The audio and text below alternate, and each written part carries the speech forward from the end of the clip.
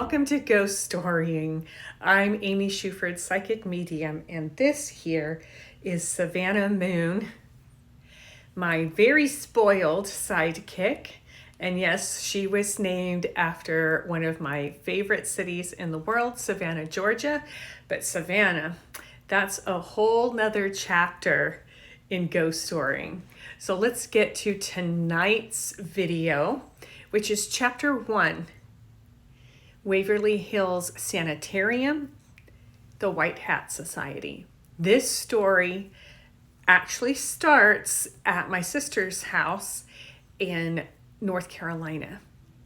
I was getting ready to attend a conference with several friends, and actually I was debating even attending because it was, I think, at the end of the first year maybe of COVID, and things were still a little dicey. People didn't have much money, we were all scraping by, and I have multiple sclerosis, so I always joke that, my immune system's been trying to kill me since 2007, and I wasn't sure that I wanted to be around crowds of people. But as an empath and medium, I was all in my feelings because I thought, well, what if my not attending prevents the people that I was sharing a room with from going? And I couldn't handle that. So I decided, yes, I'll go, but I am just going to hang out with you two when you're not attending the functions, because I wasn't going to be doing any of the work stuff. I would just be with my roommates and tootle around town or something. I would find something to do. So I actually decided, of course, why don't I see if there's any historical places I could go to or spooky places I could go to. And I was actually looking for homes that I could visit within 18th century homes, preferably late 1700s. So I was flipping through a travel guide and found, I don't know, it's like the top 10 things to do while you're in Louisville, and Waverly Hills came up.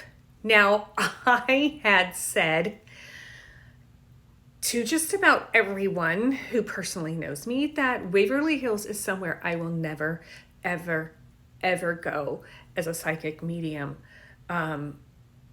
Just seemed way too overwhelming for me. And I had seen pictures of the body shoot, and I was like, yeah, no, not for me. And literally, as soon as I said that out loud to myself, which I do a lot, and sometimes I do answer myself. I can't be the only one.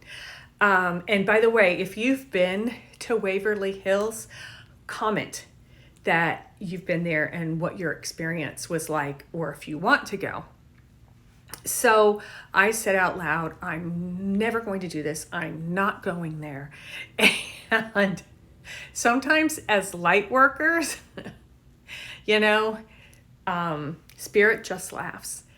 And a nurse appeared to me in the living room of my sister's house. Well, I guess it was a family room. And she had a white hat on. My mom was a nurse all her working life.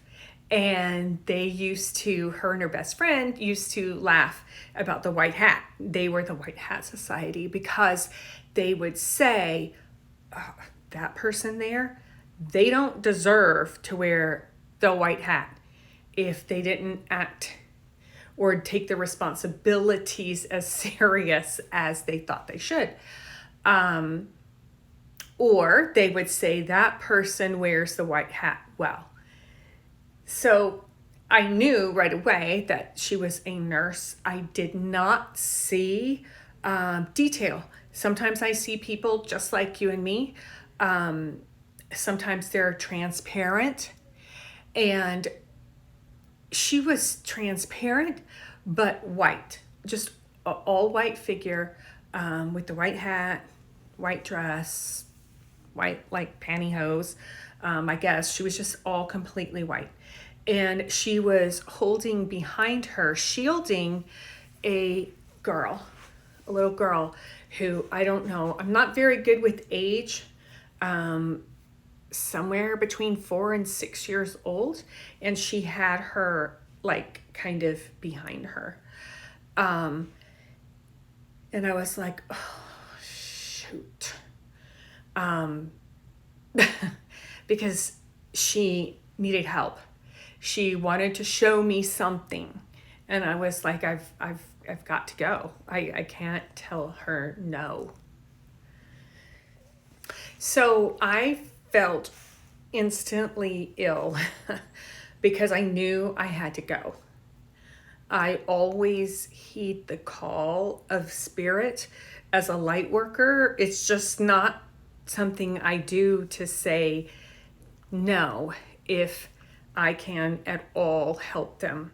So I looked at their website and they had tours, like just they had daytime tours and nighttime tours. I sure as hell didn't want to go on the nighttime tour. I mean, I was scared to go there.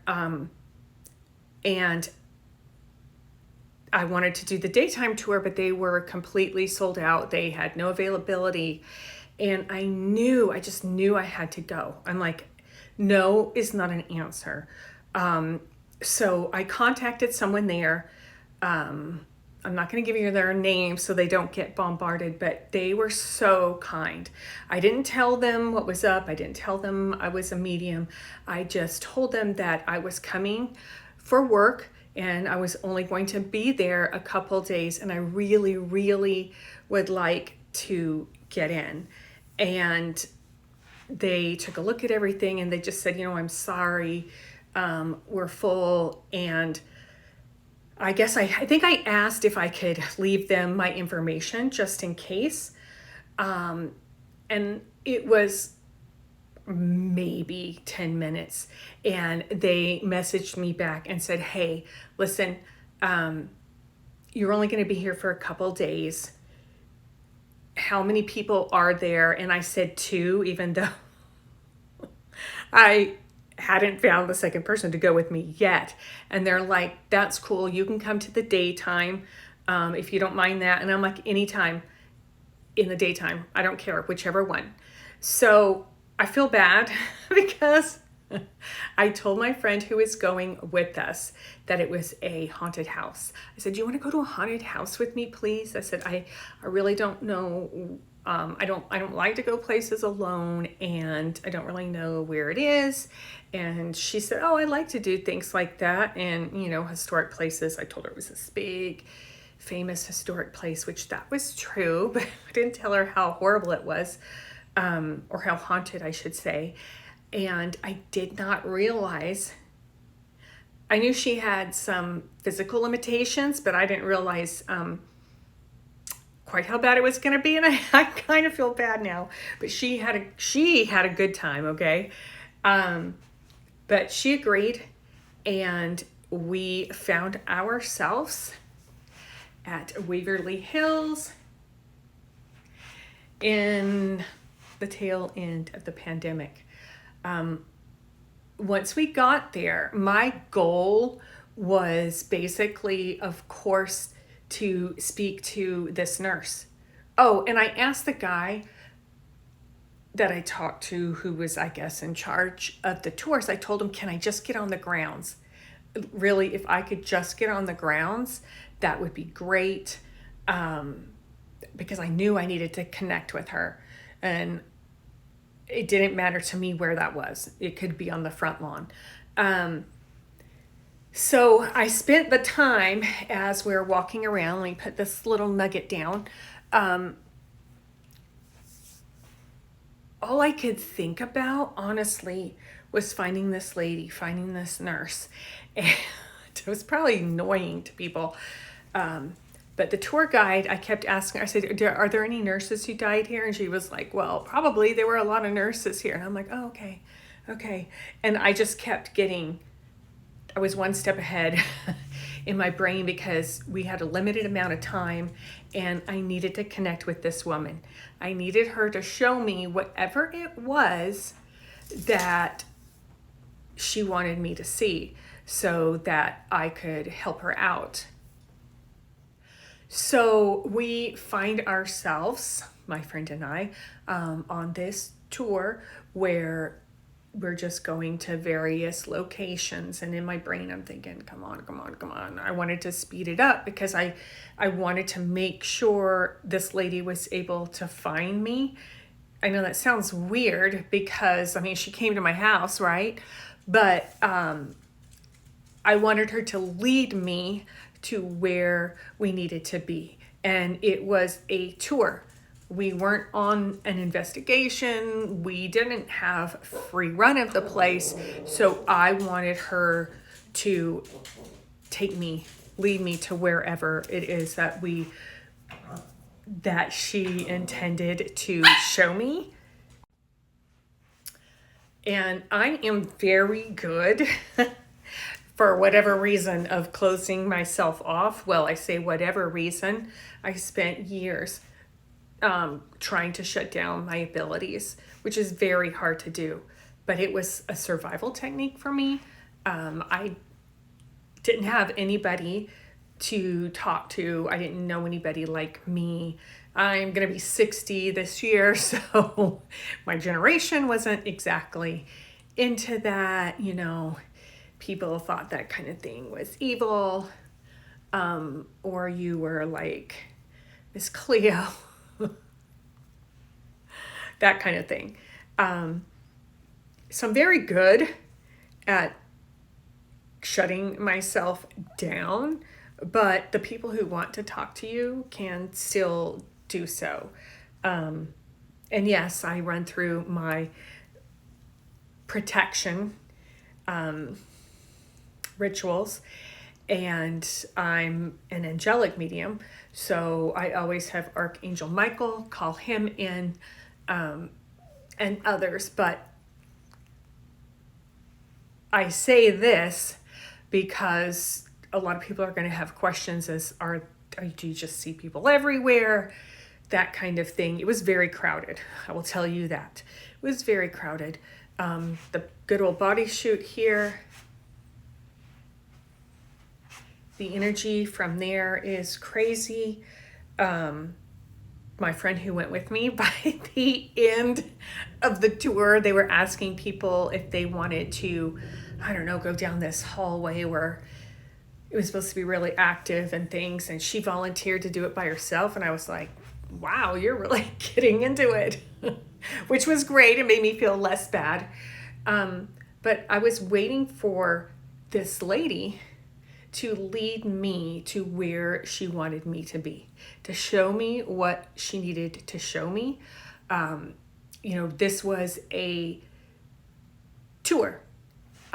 This was not an investigation. I know they do allow, you can rent the space for private investigations. This wasn't that. We weren't allowed to go all over the place, but I felt like time ticking away because I needed to speak to her. I needed to see her and to find out what it was that she wanted me to do for her. As we were heading through the tour, there was something that growled at me when I was kind of separated from the crowd. There was a alcove that we were in, and I kind of separated myself on purpose so that I could try to connect with this woman and not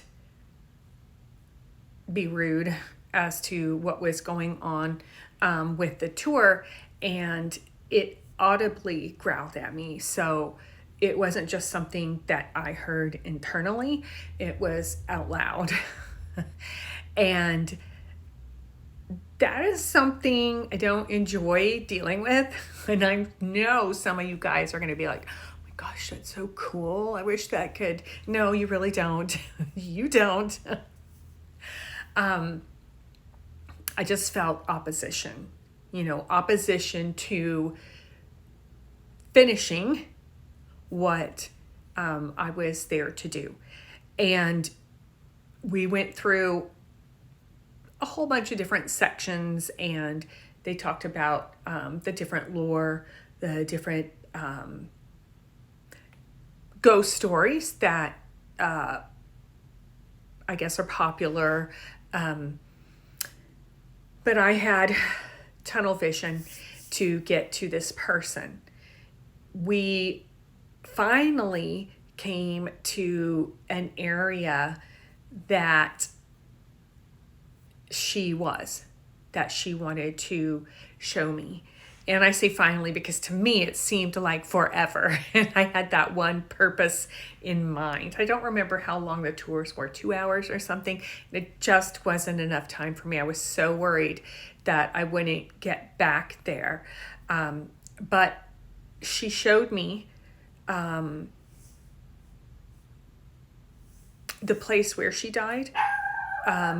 And she gave me, you can hear my little Savannah, she gave me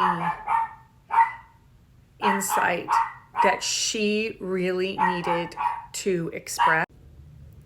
So spirits want their stories to be told. And just like when things aren't told in first person, sometimes we get things wrong, or it gets telephoned, or there is just something, that little bit which is most important to them of the story. And she led me to that place.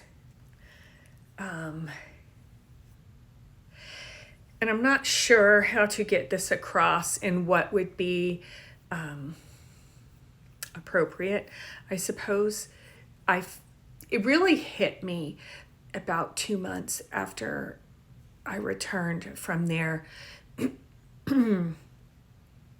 Excuse me, the reasons that she came to me. It really hit me profoundly. And part of that was for my own healing. But we shared something that with the words that were spoken, that I understood exactly what she meant. She told me they did this to me. And when we left, when the tour was over, I instantly had relief. There's this feeling that you get. It's kind of like when I'm finished giving a reading, when the energy backs away, when they've gotten the message across, and I really had a good feeling. But when I got home, like I said, it was probably a couple months later, it really, really hit me. And maybe that's something I'll share at some point, but it has to do with a past life of mine. But we really gave each other a gift that night. Because I had much more compassion for her than I did for my own self. I think, a lot of times it's easier to forgive other people than it is ourselves. If you can relate to that, let me know. But sometimes our interactions with spirit are to help us. Sometimes we're helping each other on a path of healing. Sometimes they've experienced things that we're going through now. Maybe they overcame it. Maybe they weren't able to until they got to the other side. And in between lives were able to be like, oh, whoa, okay. And they see you either heading down the same path or trying to overcome something and are like, you can do it. You can do it. Or please be aware. So many things. Just remember that we all love a spooky story. But the truth of that story is the most important thing. I highly recommend y'all, again, if you want to go to Waverly, if you want an experience, it's definitely a place to go. Would I go there again? I would, but I'd probably go and have some private time so that I could explore more in silence, so to speak. But thanks for gathering around the campfire with me. I liked having y'all here, and Savannah Moon did too. Yeah. Hit that subscribe button if you enjoyed this. Leave a comment if you have any ideas of what else you might like to see on this channel. Put it in the comments, and I'll see you around the campfire next week. Bye-bye.